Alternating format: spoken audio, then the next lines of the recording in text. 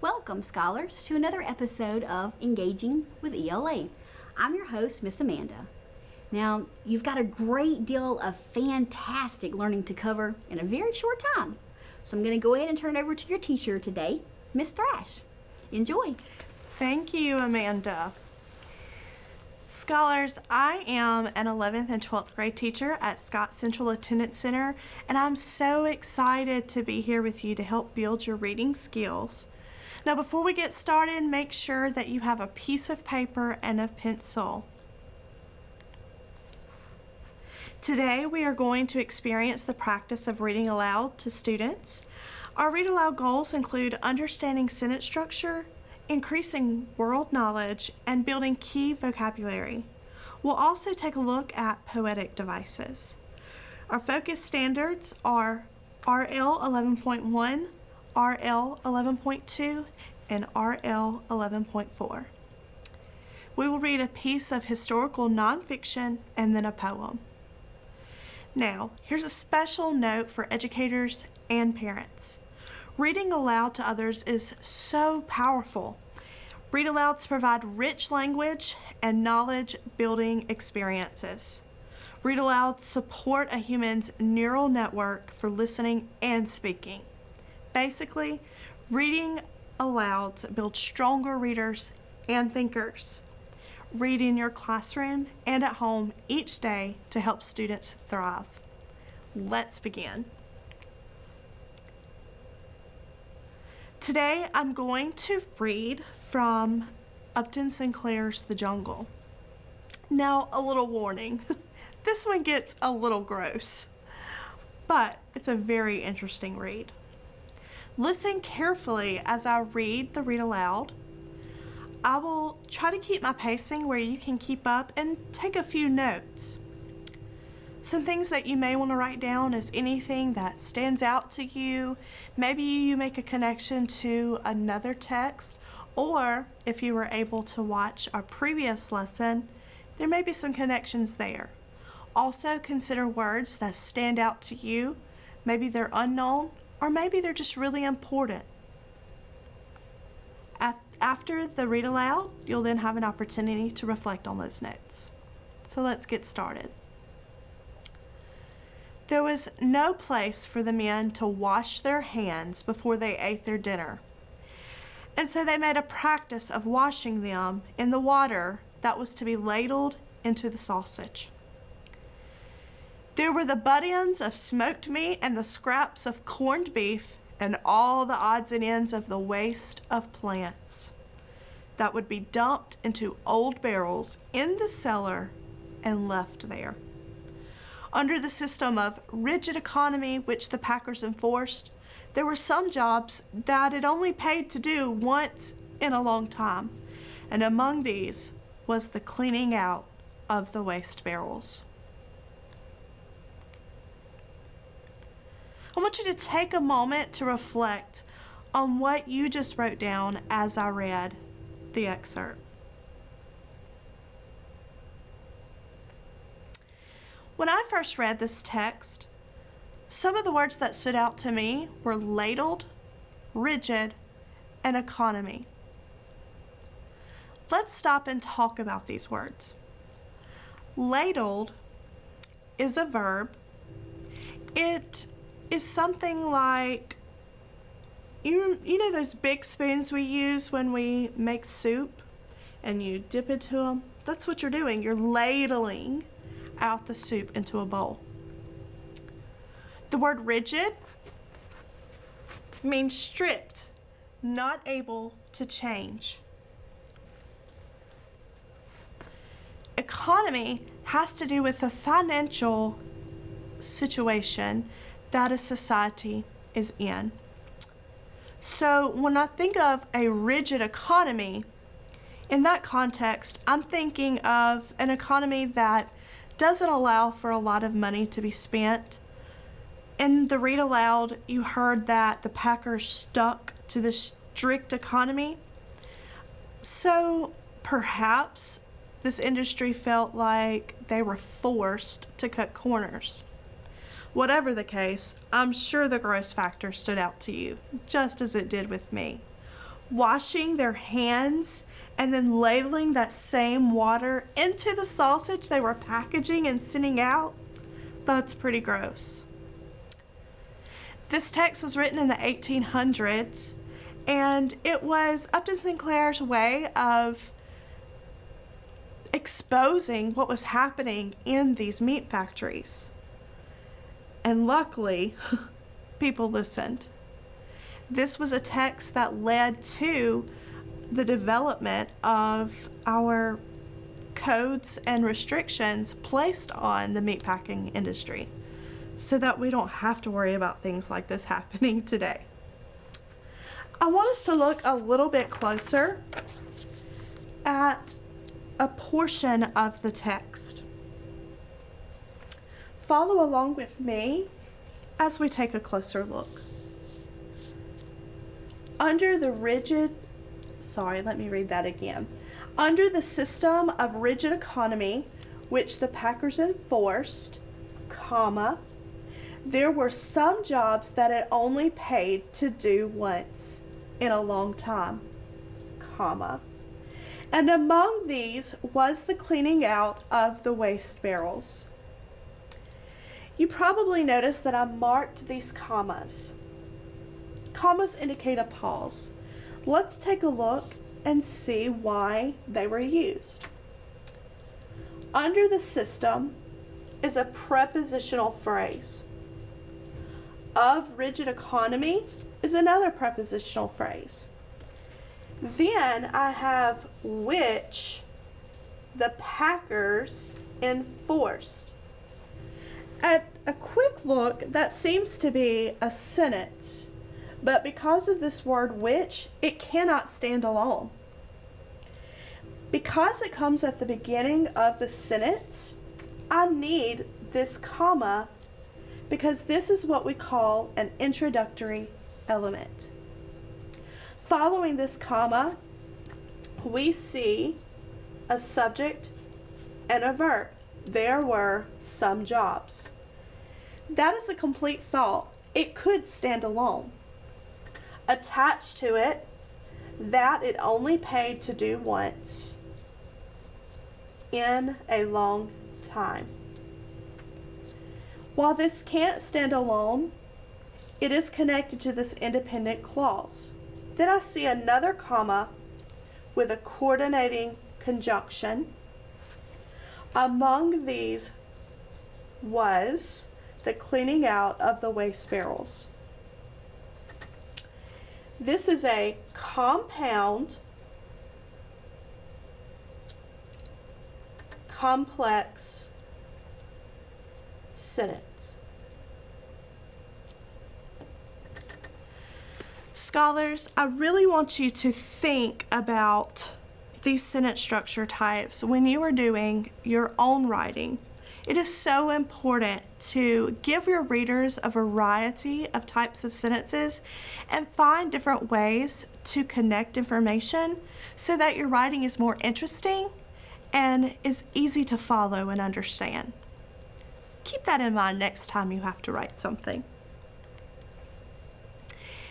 Now, we just read an informational text. That was a little gross, but it gives us context about the time period. I want you to keep that information in the back of your mind as we read today's poem. Again, you may find it useful to take notes as I read this to you. Follow along and watch me take notes and listen to my thought process. Today's poem is The Halsted Streetcar by Carl Senberg. This is written around the same time period. I want you to notice what he says about this time period through the speaker of this poem. Come you cartoonist, hang on a strap with me here at 7 o'clock in the morning on a halsted streetcar. Take your pencils and draw these faces. Try with your pencils for these crooked faces, that pig sticker in one corner, his mouth, that overall factory girl, her loose cheeks. Find for your pencils a way to mark your memory of tired, empty faces.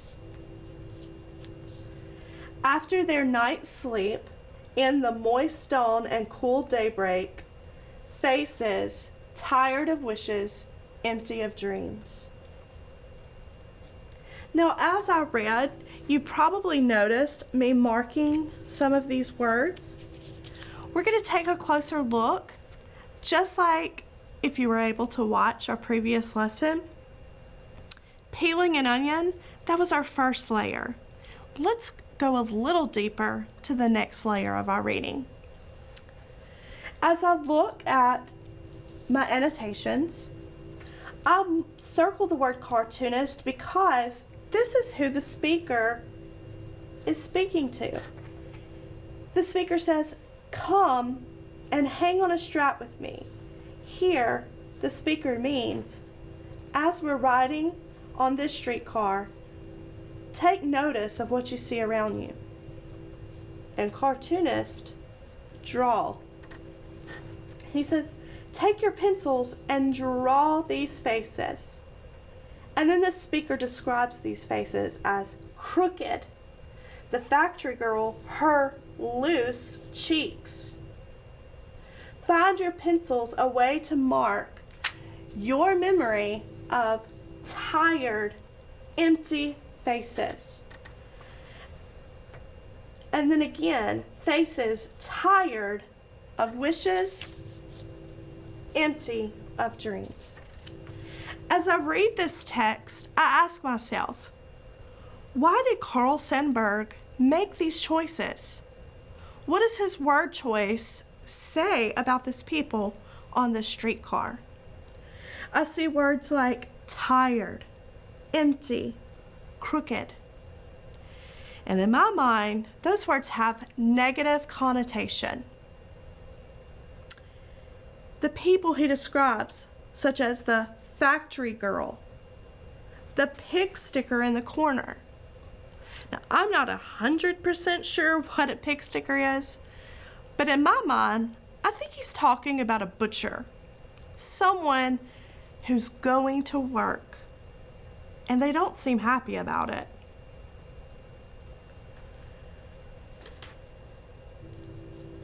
Adjectives such as loose cheeks, empty faces, they work so much that they are tired.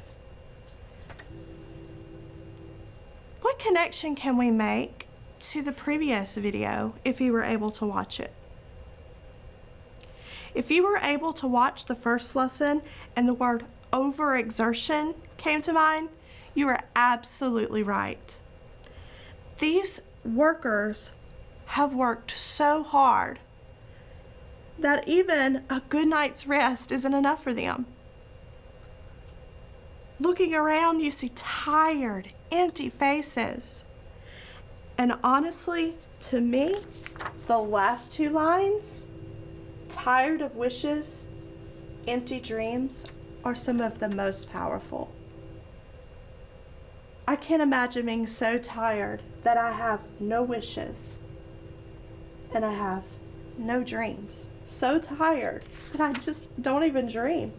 I also want you to notice that this poem doesn't have rhyme scheme.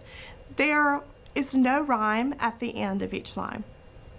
There is no meter or rhythm to the poem. That reminds me of everyday normal conversation. Carl Senberg is describing the average working person. Conversation is what this sounds like. And that adds to the impact of his poem. I want you to think about our notes and what we just read. What exactly is Carl Senberg trying to say about the working conditions in the 1800s? Carl Senberg is trying to say that Perhaps we ask too much of our working class.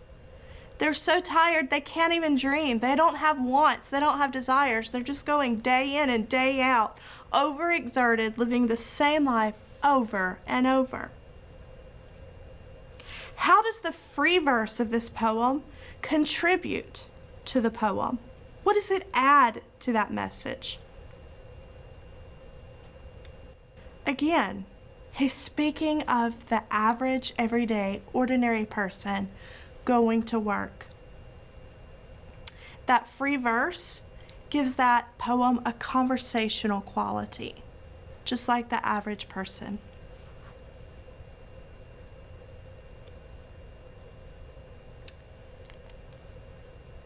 So let's review and recap what we've learned today. First of all, we started the day reading an informational text. We discussed the word rigid, meaning strict, not able to change. We talked about the economy being rigid and that the meatpacking company had to do what they had to do, maybe to save a little money and make money. But at whose expense? The consumers. People like Upton and Sinclair spoke out against this and thankfully helped us make some changes in that area. Then we read a poem by Senberg, Hostage Streetcar, that connects to that idea and saying, something's got to change. With all this exhaustion, these people with these tired faces, we have to do something. After reading this poem, again, I hope you see that poetry doesn't have to be a daunting task. It doesn't have to be overwhelming. Just take it step by step, just like we did in the read aloud. I hope you saw that we just deal with it one read at a time. Make notes, what stands out to you. Go back and reread sections and ask yourself, why did the author choose to do that? Oftentimes, you'll find out that it's not as hard as it seems to figure out exactly what the poet is trying to say. I hope that you have enjoyed today's lesson. Please be sure to check back with us. We're hoping to add some lessons that do pertain to this topic and connect, so keep watching and stay tuned. Really hope you've enjoyed it, and we will see you next time. Thank you so much, Ms. Thresh. This was a very engaging lesson. I was so interested to hear about those working conditions because they were definitely totally gross. Yes. However, I was also interested to know that someone had the confidence in themselves and had the boldness to step out and say, this is what's happening, this is what's going on, and something needs to change. Absolutely. So I'm really thankful for change makers, right? Yes. I'm really thankful for those who step out and say something needs to be done. So incredible. I hope you took lots of notes, scholars, and I hope that you learned as much as I did. I was very excited to hear the process of going through the poem, and I thought it was very interesting too, Ms. Thrash, that not all poems have to rhyme. Yes. Right? So we have to keep that in mind too. Yes. And knowing that all pieces of literature offer great things to us as lifelong learners, and we have to remember that all pieces of literature are different. Yes. So we hope that you enjoyed the lesson today, and we know that you're excited about what is going to come up next time. So stay tuned. Look for our next episodes. Now, do keep in mind that the opinions and views expressed in this lesson are those of the text authors and do not necessarily reflect the official policy or position of the Mississippi Department of Education.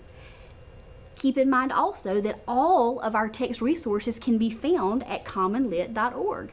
We would like to thank them publicly and thank them for continuing to share those valuable resources. We thank you for your time today, and thank you for joining us, scholars. We'll see you again next time.